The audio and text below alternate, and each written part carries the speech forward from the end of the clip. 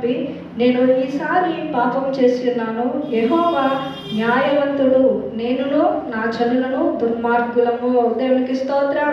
హల్లెలూయా. మొదటిగా అన్నమాట ఏంటి? యెహోవా ఎవడు అన్నాడు, అదే నోటితో ఇక్కడ అంటున్నమాట ఏంటి? యెహోవా న్యాయవంతుడు. గట్టిగా చప్పట్లు కూడా దేవుని నామమున మహిమపడదాం. హల్లెలూయా. ఏ నోటితో అయితే యెహోవా ఎవడు అని ప్రశ్నించాడో అదే నోటితో సమాధానం చెప్తున్నాడు. యెహోవా ఎవరంటున్నాడు? న్యాయవంతుడు. మన దేవుడు ఎవరు? న్యాయవంతుడు. చెప్తాం స్వరం ఎత్తి, మన దేవుడు ఎవరు?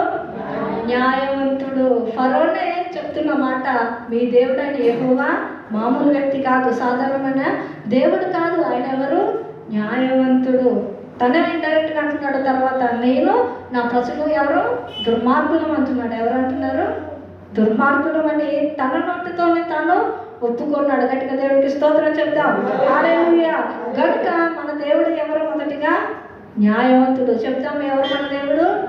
న్యాయవంతుడు. న్యాయవంతుడు. ఆయన న్యాయము తీర్చే దేవుడు. ఆయన న్యాయం తీర్చడానికి ఆయన లోకానికి మరలా రాబోతున్నాడు. దేవునికి స్తోత్రం.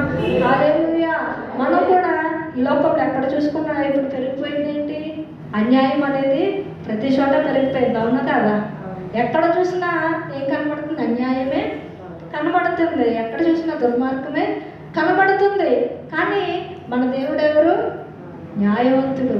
ఒక కాలం వస్తుంది, ఒక రోజు వస్తుంది, అప్పుడు దేవుడు ఏం చేస్తాడు? తన ప్రజలకు ఆయనే న్యాయము తీరుస్తాడు. ఏం తీరుస్తాడు?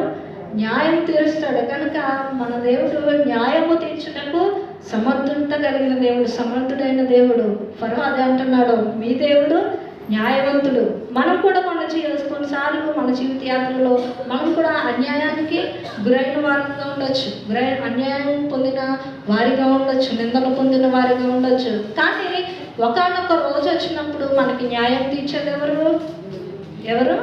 దేవుడు. ఈలోక ప్రజలు కాదు న్యాయం తీర్చేది. ఎవరు తీరుస్తారు? దేవుడే న్యాయం తీరుస్తాడు. దేవునికి స్తోత్రం. హల్లెలూయా. ఇక రెండవదిగా చూసుకున్నట్లయితే ఫరో అంటున్న మాట,